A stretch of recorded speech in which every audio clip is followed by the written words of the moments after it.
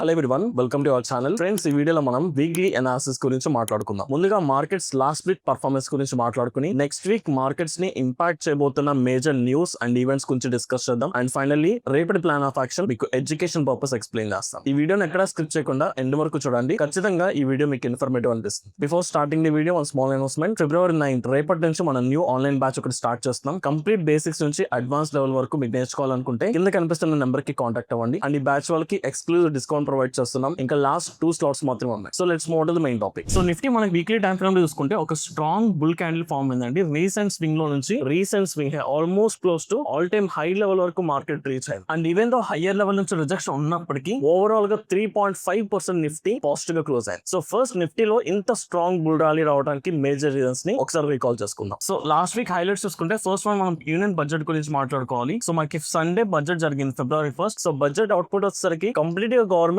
Long term assets మీద ఎక్కువగా focus చేస్తుంది. షార్ట్ టర్మ్ గ్రోత్ మీద కానీ ఆర్ స్టాక్ మార్కెట్ రిలేటెడ్ గా అంత పాజిటివ్ ఇంపాక్ట్ అయితే ఏమీ లేదు. అండ్ ఇంకా డిసప్పాయింట్ థింగ్ ఏంటంటే ఈ బడ్జెట్ లో F&O రిలేటెడ్ గా STT చార్జెస్ ని ఇంక్రీజ్ చేశారు. సో దీని ఇంపాక్ట్ వల్ల బడ్జెట్ రోజు మార్కెట్ స్ట్రాంగ్ గా కరెక్షన్ వచ్చింది. అండ్ ఈవెన్ ట్యూస్డే కూడా మార్కెట్ స్లైడ్ గా కన్సాలిడేషన్ జరిగింది. బట్ వెన్స్డే చూసుకుంటే మార్కెట్ లో almost 1200 points gap up opening జరిగింది. Close to Nifty all time high level దగ్గర ఓపెనింగ్ ఇచ్చింది. దానికి మేజర్ రీజన్ యుఎస్ అండ్ ఇండియాకి సంబంధించిన trade deal. So almost close to 1 year నుంచి మన ఇండియన్ మార్కెట్స్ లో కొంత ప్రెజర్ అయితే విట్నెస్ చేస్తున్నాం. బికాస్ ఆఫ్ యుఎస్ ఇండియా మీద 25% ట్యాక్స్ ఇంపోజ్ చేస్తుంది. దాని తర్వాత అడిషనల్ గా ఇంకొక 25% ట్యాక్స్ ఇంపోజ్ చేస్తుంది. బికాస్ మనం రష్యా నుంచి కంటిన్యూగా ఆయిల్ బై చేస్తున్నామని. బట్ ఈ రెండు కంట్రీస్ మధ్య ఈ ట్రేడ్ డీల్ సంబంధించిన నెగోషియేషన్స్ ఎప్పటి నుంచో జరుగుతున్నాయి. బట్ ఫైనల్ గా ఒక కంక్లూజన్ అయితే వచ్చేస్తుంది. సో దీని గురించి ఒకసారి బ్రీఫ్ గా మాట్లాడుకుందామండి. సో మనకి లాస్ట్ ఇయర్ ఏప్రిల్ నుంచి మనకి ఇంపాక్ట్ అనేది ఉంది. ఏప్రిల్ నుంచి ట్రంప్ ఎంటైర్ వరల్డ్ మీద అన్ని కంట్రీస్ మీద ట్యాక్స్ ఇంక్రీజ్ చేసుకుంటూ వచ్చారు. ఇందులో భాగంగా ఇండియా మీద 25% ట్యాక్స్ ఇంపోజ్ చేశారు. అంటే మన ఇండియన్ ప్రొడక్ట్స్ యూఎస్ లో సెల్ చేసుకోవాలంటే 25% అడిషనల్ ట్యాక్స్ పే చేయాలి. But over a period of time ఈ 25% ట్యాక్స్ ని ఇంకొక 25% యాడ్ చేసి టోటల్ గా 50% ట్యాక్స్ చేశారు. ఎందుకంటే మనం రష్యా నుంచి కంటిన్యూగా ఆయిల్ ఇంపోర్ట్ చేసుకుంటున్నాం కాబట్టి ఒకవేళ ఆయిల్ బయింగ్ ని ఇంకా కంటిన్యూ చేస్తే ఫర్దర్ ఇంకా ట్యాక్స్ పెంచుతామని కూడా థ్రెటన్ చేశారు. ఓవరాల్ గా ఇండియా మీద 50% ట్యాక్స్ వరకు ఉంది. బట్ లాస్ట్ వీక్ లో రెండు కంట్రీస్ మధ్య నెగోషియేషన్ ఫైనల్ డీల్ వల్ల ఈ ఎంటైర్ 50% ట్యాక్స్ నథింగ్ బట్ మన రష్యా నుంచి బై చేస్తున్నందుకు అడిషనల్ గా ఏదైతే 25% వేసారో దీన్ని కంప్లీట్ గా రిమూవ్ చేశారు. అండ్ ప్రీవియస్ గా ఇంపోజ్ చేసిన 25% ట్యాక్స్ ని తగ్గించి ఇప్పుడు 18% చేశారు. సో ఇప్పుడు మన ఇండియన్ ప్రొడక్ట్స్ యూఎస్ లో సెల్ చేసుకోవాలంటే 18% ట్యాక్స్ పే చేయాలి. సో ఓవరాల్ గా 50% నుంచి 18% కి ట్యాక్స్ తగ్గడం అనేది ఇది మన ఇండియన్ మార్కెట్స్ కి పర్టికులర్ గా ఇండియన్ ఎక్స్పోర్టర్స్ కి చాలా పెద్ద రిలీఫ్ అనుకోవచ్చు. బికాస్ దీని ఇంపాక్ట్ వల్ల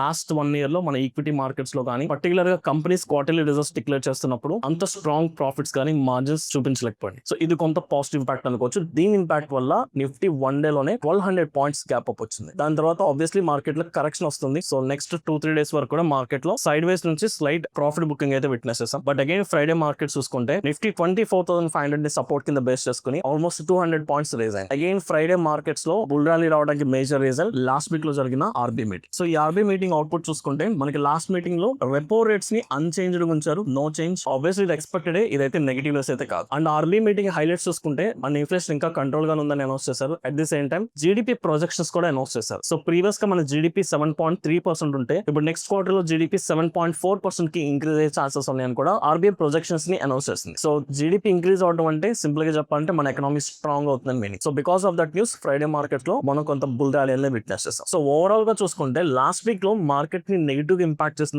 ఒకే ఒక రీజన్ బడ్జెట్ లో మనకి ఏదైతే ఎస్టీటీ చార్జెస్ ఇంక్రీజ్ చేశారో అది F&O ట్రేడర్స్ కి చాలా పెద్ద ఇంపాక్ట్ అవబోతుంది. సో దానివల్ల మార్కెట్ లో సెల్ ఆఫ్ వచ్చినప్పటికీ ఇండియా యూఎస్ కి సంబంధించిన ట్రేడ్ డీల్ ఫైనల్ అవడం వల్ల మార్కెట్స్ చాలా స్ట్రాంగ్ పాజిటివ్ గా రియాక్ట్ అయినాయి. అండ్ ఇప్పుడు కొంత ప్రాఫిట్ బుకింగ్ జరిగి సపోర్ట్ నుంచి మళ్ళీ బౌన్స్ బ్యాక్ అవడానికి రెడీగా ఉన్నాయి. So these are the major highlights in the last week. So ఇప్పుడు నెక్స్ట్ వీక్ మనం ట్రేడ్ చేసే ముందు నెక్స్ట్ వీక్ మార్కెట్స్ ని ఇంపాక్ట్ చేయబోయే మేజర్ రీజన్స్ గురించి కూడా డిస్కస్ చేద్దాం. సో నెక్స్ట్ వీక్ మనం ఫోకస్ చేయాల్సింది major thing inflation data. So మనకి బోత్ ఇండియా అండ్ యూఎస్ కి సంబంధించిన ఇన్ఫ్లేషన్ డేటా రాబోతుందండి. సో ఒకసారి దీని గురించి కూడా సింపుల్ గా మాట్లాడుతున్నాం. సో ఇప్పుడు మన ఇండియాకి సంబంధించిన ఇన్ఫ్లేషన్ చూసుకుంటే సో ప్రీవియస్ కి వచ్చిన ఇన్ఫ్లేషన్ డేటా మనకి 1.3% ఉంది. అండ్ ఇప్పుడు రాబోతున్న డేటా ప్రెసెంట్ ఎక్స్పెక్టేషన్ అంటే ఇప్పుడు ఏదైతే ఈ వీక్ థర్స్డే రాబోతుంది ఇన్ఫ్లేషన్ డేటా ఇన్ఫ్లేషన్ 2 వరకు ఎక్స్పెక్ట్ చేస్తారు. సో ఇన్ఫ్లేషన్ స్లైడ్ గా ఇంక్రీజ్ అవ్వచ్చు. ఈవెన్ దో ఇన్ఫ్లేషన్ పెరిగినప్పటికీ అది మనకి నెగిటివ్ న్యూస్ అయితే కాదు. ఎందుకంటే ఆర్బీఐ మన ఇండియా ఇన్ఫ్లేషన్ ని లెస్ దాన్ 2 కంటే మెయింటైన్ చేయడానికి ట్రై చేస్తుంది. So within the limits or within the target బిలోనే ఉంది కాబట్టి మనం వరి అవ్వాల్సిన ఏమీ లేదు. ఆల్రెడీ ఇది లాస్ట్ వీక్ ఆర్బీ మీటింగ్ లో కూడా దీని గురించి అనౌన్స్ చేశారు. అదే యూఎస్ కి సంబంధించిన ఇన్ఫ్లేషన్ చూసుకుంటే ప్రీవియస్ గా యూఎస్ కి సంబంధించిన ఇన్ఫ్లేషన్ 2.7% ఉంది. And present they are expecting 2.5%. So US కి సంబంధించిన ఇన్ఫ్లేషన్ కూడా తగ్గే ఛాన్సెస్ ఉన్నాయి. చాలా వరకు ఎక్స్పెక్టేషన్స్ తగ్గుతాయి. నథింగ్ బట్ 2.5% వరకు తగ్గే ఛాన్సెస్ ఉన్నాయని ఎక్స్పెక్టేషన్స్ కూడా ఉన్నాయి. So this is the major thing which we need to focus both India and US కి సంబంధించిన ఇన్ఫ్లేషన్ చూసుకోవాలి. మనకి వెన్స్డే అండ్ థర్స్డే ఈ 2 days మనకి డేటా రాబోతుంది. So within the expectations మనం మాట్లాడుకున్న లిమిట్స్ లో వస్తే మార్కెట్స్ నెగిటివ్ గా ఏం రియాక్ట్ అవ్వ. బై ఛాన్స్ ఈ లిమిట్ దాటి ఒకవేళ ఇన్ఫ్లేషన్ ఇంకా ఇంక్రీజ్ అయితే ఖచ్చితంగా మార్కెట్ లో సెల్ ఆఫ్ అనేది విట్నెస్ చేస్తాం. And at the same time inflation ఈ లెవెల్ కంటే ఇంకా తగ్గితే మార్కెట్ ఇంకా స్ట్రాంగ్ పాజిటివ్ గా రియాక్ట్ అవుతుంది. సో ఇన్ఫ్లేషన్ ఇంపాక్ట్ ఎలా ఉంటుంది అనేది మనం వెన్స్డే అండ్ థర్స్డే ఫోకస్ చేద్దాం. అండ్ ఇది కాకుండా ఇంకా మనం ఫోకస్ చేయాల్సింది స్టిల్ మనకి ఇంకా quarterly third quarter results run అవుతున్నాయండి. మనకి ఇంకా మెటల్ సెక్టర్, బ్యాంకింగ్ సెక్టర్ లో ఉన్న లీడింగ్ కంపెనీస్ కూడా ఈ వీక్ లో రిజల్ట్స్ డిక్లేర్ చేయబోతున్నాయి. సో స్టాక్ స్పెసిఫిక్ యాక్షన్ కూడా మనం విట్నెస్ చేయబోతున్నాం. And apart from that positive things ఇంకేమన్నా ఈ వీక్ లో మనం మాట్లాడుకోవాలంటే ఇండియా విక్స్ కూడా ఆల్మోస్ట్ 16% వెళ్ళింది బడ్జెట్ ఇంపాక్ట్ వల్ల. ఇప్పుడు అది 11% వరకు కూల్ ఆఫ్ అయిపోయింది. ఇండియా విక్స్ తగ్గడం అనేది ఇన్వెస్టర్స్ యొక్క ఫియర్ తగ్గుతుంది అనే సెంటిమెంట్ ఇండికేట్ చేస్తుంది. బికాస్ ఇండియా విక్స్ ఎప్పుడు కూడా ఇన్వెస్టర్స్ ఫియర్ ని ఇండికేట్ చేసే ఒక పారామీటర్ కింద మనం మాట్లాడుకోవచ్చు. ఇండియా విక్స్ ఇంక్రీజ్ అయితే ఇన్వెస్టర్స్ లో ఫియర్ పెరుగుతుంది, ఇండియా విక్స్ తగ్గుతున్నట్లయితే ఫియర్ తగ్గుతుంది ఆర్ కాన్ఫిడెన్స్ పెరుగుతుందని మనం అర్థం చేసుకోవచ్చు. సో లాస్ట్ వీక్ లో ఇండియా విక్స్ కూడా 16 నుంచి క్లోజ్ టు 11% కి తగ్గిపోయింది. That is also positive thing. And even last night US markets లో కూడా పర్టికులర్ గా Friday strong bull rally witness చేసాం. డౌ జోన్స్, నాస్డాక్ ఇవన్నీ కూడా మోర్ దాన్ 2% పాజిటివ్ క్లోజింగ్ ఇచ్చాయి. Again because of inflation తగ్గబోతుందని expect చేస్తారు. ఒకవేళ ఇన్ఫ్లేషన్ తగ్గితే ఫర్దర్ గా యూఎస్ కి సంబంధించిన ఇంట్రెస్ట్ రేట్స్ కూడా తగ్గించే ఛాన్సెస్ ఉన్నాయని ఎక్స్పెక్టేషన్స్ పెరుగుతున్నాయి. అందుకని ఫ్రైడే మార్కెట్స్ లో కూడా స్ట్రాంగ్ బుల్ ర్యాలీ విట్నెస్ చేసాం. సో ఇప్పుడు వీటన్నిటిని కన్సిడర్ చేసుకుని next week plan of action మనం ఎటు సైడ్ ఉండాలి, bull side, bearish, neutral. So ఇప్పుడున్న సినారియోస్ బట్టి ఆర్ఎస్ మార్కెట్ సెంటిమెంట్ బట్టి నేను ఫస్ట్ ప్రయారిటీ పాజిటివ్ నుంచి న్యూట్రల్ సైడ్ ఉందాం అనుకుంటా. బికాస్ ఇప్పటికిప్పుడు మార్కెట్స్ ని నెగిటివ్ గా డౌన్ సైడ్ పుష్ చేసే పారామీటర్స్ ఏమి కనిపించట్లేదు. ఇప్పుడు వరకు మనం మాట్లాడుకున్న లాస్ట్ వీక్ హైలైట్స్ అవ్వచ్చు, లేదా నెక్స్ట్ వీక్ లో మనకి రిలీజ్ అవబోతున్న డేటా పాయింట్స్ చూసుకున్నా మనకి మార్కెట్స్ లో పాజిటివ్ సెంటిమెంట్ ఎస్టాబ్లిష్ అయ్యే ఛాన్సెస్ చాలా ఎక్కువ ఉన్నాయి. సో ఇప్పుడు Nifty, bank Nifty, Sensex plan of action ready చేసుకుందాం. సో ఫస్ట్ నిఫ్టీ మాట్లాడుకుందాం అండి with important levels. So first levels గురించి చెక్ చేసుకుందాం. సో ప్రీవియస్ గా మనకి లాస్ట్ వీక్ లో బడ్జెట్ తర్వాత ఫాల్ వచ్చిన తర్వాత మార్కెట్ ఇక్కడ నుంచి స్ట్రాంగ్ సపోర్ట్ తీసుకున్నాయి. So 24,500 is the strongest support and recent swing లో. And at the same time 26,400 round figure కూడా ఒక స్ట్రాంగ్ రెసిస్టెన్స్ కింద కన్సిడర్ చేసుకుందాం. Because India US trade announce చేసిన తర్వాత మార్కెట్ అక్కడ ఓపెన్ అక్కడ నుంచి స్ట్రాంగ్ రివర్సల్ వచ్చింది. అండ్ ఈ రివర్సల్ ప్రాసెస్ లో ఫ్రైడే మార్కెట్ 25,500 వరకు లైక్ ఓవరాల్ గా లాస్ట్ వీక్ మొత్తం కూడా మార్కెట్ కన్సాలిడేట్ అవుతూ ఫాల్ అయినప్పటికీ సో 25,500 నుంచి మళ్ళీ స్ట్రాంగ్ గా బౌన్స్ బ్యాక్ అవడానికి ట్రై చేస్తుంది. కాబట్టి so 25,500 is the strongest support level. So hire time frame లో మనకి ఈ levels strong support and distress levels కింద కనిపిస్తున్నాయి. ఈ ఎంటైర్ వీక్ లో మార్కెట్ ఈ లెవెల్స్ దగ్గర అవైలబుల్ అయినప్పుడు లెవెల్ బేస్డ్ ట్రేడింగ్ చేసుకుంటే హై విన్నింగ్ ఛాన్స్ దొరుకుతాయి. బట్ ఇప్పుడు ఇంటర్నల్ గా రేపు exact intraday plan of action ready చేసుకుందాం. సో కొంచెం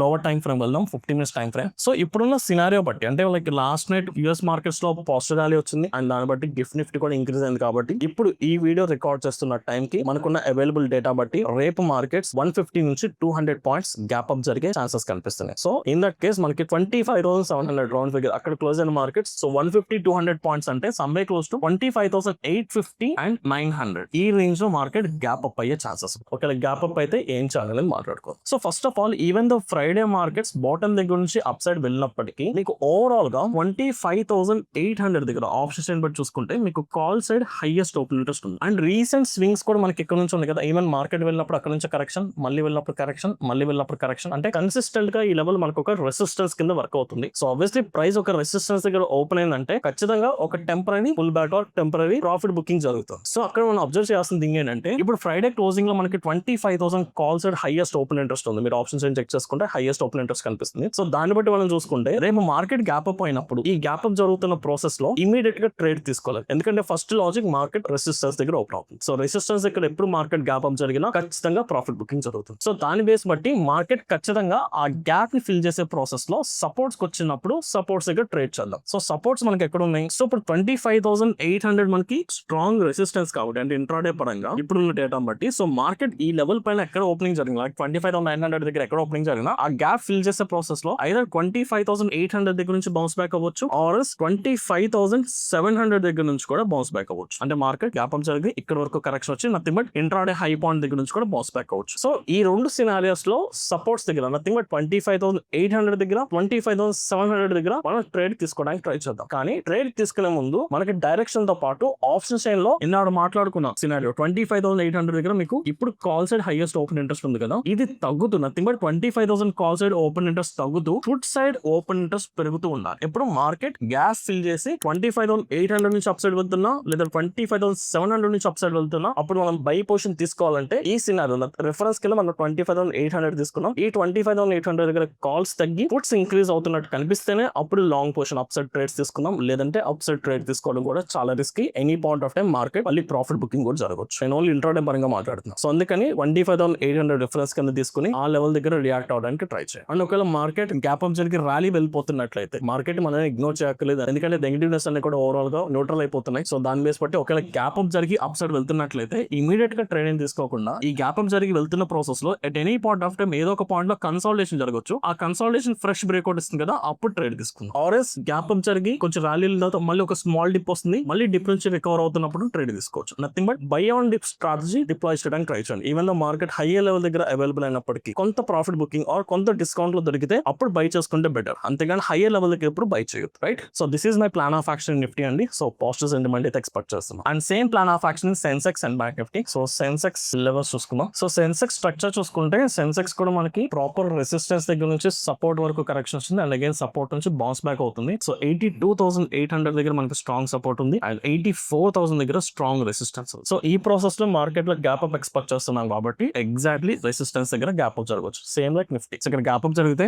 గ్యాప్ ఫిల్ చేస్తున్న ప్రాసెస్ లో ఇంట్రాడే హై పాయింట్ ఉంది కదా, ఇక్కడ నుంచి బౌన్స్ బ్యాక్ అవుతున్నప్పుడు ట్రేడ్ చేద్దాం. లేదు నేను ఇంకా సేఫ్ సైడ్ వెళ్తాను అనుకుంటే ఈ గ్యాప్ ఫిల్ చేసి మళ్ళీ ఎప్పుడైతే 84,000 లెవెల్ అప్ సైడ్ ఎప్పుడైతే బ్రేక్ అవుతుందో అప్పుడు ఈ బ్రేక్అవుట్ దగ్గర ట్రేడ్ తీసుకోవచ్చు. సో 84,000 వెళ్ళిపోతే రిఫరెన్స్ లెవెల్, సేఫ్ సైడ్ వెళ్ళాలనుకుంటే లేదు కొంచెం నేను రిస్క్ తీసుకోవడానికి రెడీగా ఉన్నాను అనుకుంటే మనకి ప్రీవియస్ ఇంట్రాడే హై ఫ్రైడే దగ్గర కూడా అక్కడ నుంచి బయింగ్ ఆపర్చునిటీ కనిపిస్తే అక్కడ నుంచి కూడా లాంగ్ పోర్షన్ తీసుకుంటే మనకు కొంచెం విన్నింగ్ ఛాన్స్ దొరుకుతుంది. And finally bank Nifty almost అన్ని సెగ్మెంట్స్ సేమ్ అండి, there is no change. So bank Nifty చూసుకుంటే మనకి recent swing high or resistance level చూసుకుంటే 60,500 దగ్గర మనకి ఒక టెంపరీ రెసిస్టెన్స్ ఉంది. సో మార్కెట్ మోస్ట్లీ ఈ రెసిస్టెన్స్ అబవ్ గ్యాప్ అప్ జరిగే ఛాన్స్ ఉంది. సో ఆ ప్రాసెస్ లో గ్యాప్ ఫిల్ చేసి మనకి ఇంట్రాడే హై దగ్గరకు వచ్చిన ట్రేడ్ తీసుకుందాం. లేదు ఇంకా నేను సేఫ్ సైడ్ వెళ్తాను అనుకుంటే ఆ గ్యాప్ ఫిల్ చేసి మళ్ళీ పైకి వెళ్తున్నప్పుడు 60,500 క్రాస్ అవుతుంది కదా, బ్రేక్అవుట్ ఇస్తుంది కదా అప్ సైడ్, అప్పుడు మనం ఆ బ్రేక్అవుట్ వచ్చాక ట్రేడ్ తీసుకోవచ్చు. రైట్, సో ఓవరాల్ గా చూసుకుంటే మార్కెట్స్ ఇప్పుడు పాజిటివ్ సెంటిమెంట్ ఎస్టాబ్లిష్ అవుతుంది కాబట్టి first priority positive side plan చేసుకుందాం బేస్డ్ ఆన్ ఇప్పుడు అవైలబుల్ ఉన్న డేటా. మేబీ ఓవర్ నైట్ లో ఏ న్యూస్ అని రావచ్చు, లేదా రేపు మార్నింగ్ లోపు మార్కెట్ ఓపెన్ లోపు any negative news or any disturbing parameter వచ్చినా మార్కెట్ లో ప్రాఫిట్ బుకింగ్ కూడా జరుగుతుంది. సో దానికి కూడా ప్రిపేర్ ఉంటే బెస్ట్. బట్ మన ప్లాన్ ఆఫ్ యాక్షన్ మొత్తం కూడా అవైలబుల్ డేటాను బట్టి ప్రిపేర్ చేసుకున్నాం. అండ్ దీంతో పాటు ఒక 2 స్టాక్స్ ని స్వింగ్ ట్రేడింగ్ కోసం ప్లాన్ చేస్తున్నానండి. ఇవి కూడా ఎడ్యుకేషన్ పర్పస్ ఎక్స్ప్లెయిన్ చేస్తాను. ఇందులో first one power grid. So ఇప్పుడు నేను డిస్కస్ చేసే స్టాక్స్ ఇంట్రాడేకి ఏం ప్లాన్ చేయట్లేదు, ఎందుకంటే లాస్ట్ వీక్ లో ఆల్రెడీ స్ట్రాంగ్ బుల్ ర్యాలీ వచ్చేసినాయి. కాకపోతే స్వింగ్ ట్రేడింగ్ కి ఫిల్టర్ చేయడానికి మేజర్ రీజన్ సపోర్ట్ నుంచి స్ట్రాంగ్ బౌన్స్ బ్యాక్ అవుతుంది, అంటే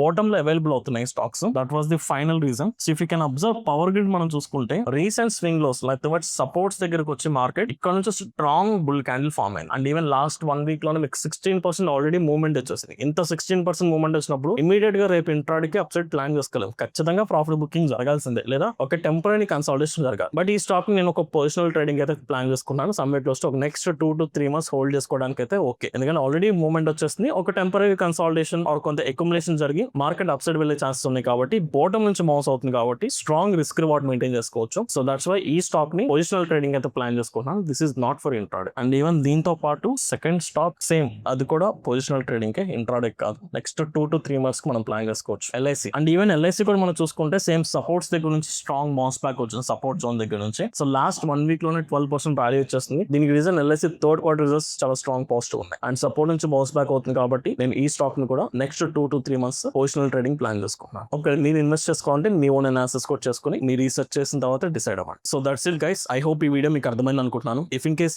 ఈ వీడియో కనుక మీకు ఇన్ఫర్మేటివ్ అనిపిస్తే ఈ వీడియోని లైక్ చేసి మీ జెన్యూన్ ఒపీనియన్స్ ని కమెంట్ సెక్షన్ లో మెన్షన్ చేయండి. అండ్ అలాగే ఎవరైతే February 9th బ్యాచ్ కి ఎన్రోల్ చేసుకోవాలనుకుంటున్నారో కింద కనిపిస్తున్న నెంబర్ కి కాంటాక్ట్ అయితే మీరు స్లాట్స్ బుక్ చేసుకోవచ్చు. ఇంకా ఆఫర్ కి లాస్ట్ 2 slots మాత్రమే ఉన్నాయి. Thank you.